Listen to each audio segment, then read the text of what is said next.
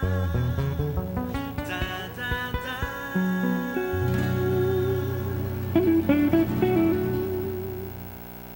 me ask a brief question. How many cases of MRSA did we have last year at the end of 2006?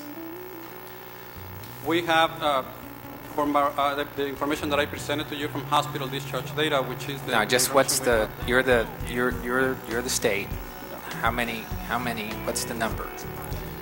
We don't have the total count of MRSA cases in the state. Okay, so then this is my point. If you don't have the total count, then why do I have any confidence in anything you just told me? I'm wondering, given that you're evaluating whether or not this should be on your list, whether or not that gives us good information on which to act, meaning being reportable. You've mentioned various categories of being reportable, but I'm wondering how long are we going to debate that question? And again, as you said, you were evaluating other states in terms of what they're looking at. I mean, are we looking? Is that what? Have they not solved it for us, or are we going to? California had some sort of other type of resident that has a different standard? Or why isn't Tennessee's standard good enough for California? Well, I'd like to then move forward from what we've done in the past to the present situation, and we've heard about the epidemic of community-associated MRSA. Now, from my practice in the hospital and with outpatient clinic, this has just exploded over the past several years.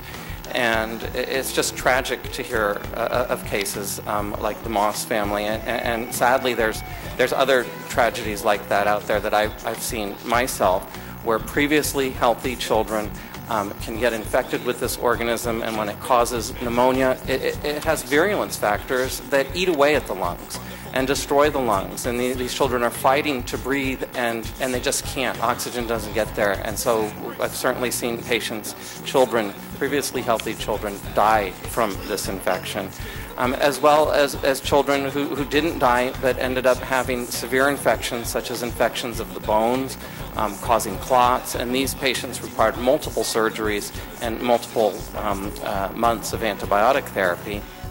We've heard infections cause nearly hospital-acquired infections, nearly 100,000 preventable deaths nationwide. Estimates are that it's about 9,000 a year in California alone.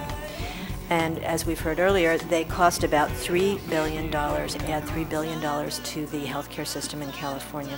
Over the course of the last 4 years, we've collected nearly 2,000 stories nationally from people who have either gotten an infection themselves or had a loved one affected, and Carole Moss being one of them.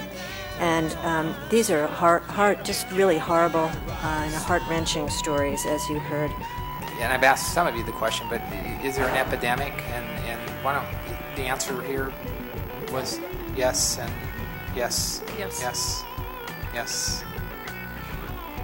Okay, all right. So everyone's in agreement to that. Let me ask the final question before we move on. In terms of, you've had 3 meetings from July to now.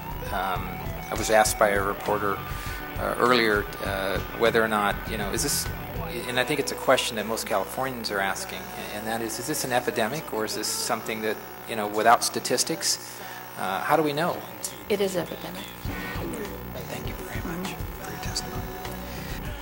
So she says, well, do you think it's like MRSA, or, what do you think it is? And the doctor stopped and looked at her and said, why are you asking that question? You're not in the medical profession.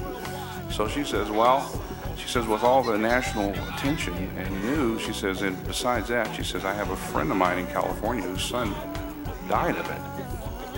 So he says, well, put your mind at ease. He says, I'll do a culture and I'll also give him a strong antibiotic. So lo and behold, a few days later, it came back, it was MRSA. And she called me basically to say, thank you for telling me the story. Because she says, otherwise I would have just followed, my normal, the pediatrician's information, and she says, so from my perspective, you could have helped save his life.